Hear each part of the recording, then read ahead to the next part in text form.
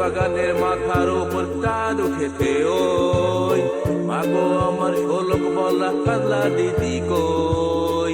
পুকুর পাড়ে লেবুর তলে থোকায় থোকায় জোনাক জলে ফুলের গন্ধে ঘুম আসে না একলা জেগে রই। মাগো আমার কোলের কাছে কাজলা দিদি কই।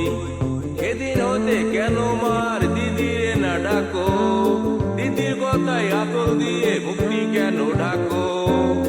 আবার খেতে আসি যখন দিদি বলে ডাকি তখন ও ঘর থেকে কেন মার দিদি আসে না গো। আমি ডাকি তুমি কেন চুপটি করে থাকো। বলো মা দিদি কোথায় গেছে, আসবে আবার কবে। কাল যে আমার নতুন ঘরে পুতুল বিয়ে হবে।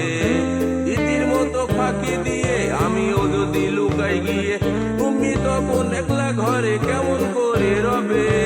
আমিও নাই দিদিও নাই কেমন মজা হবে।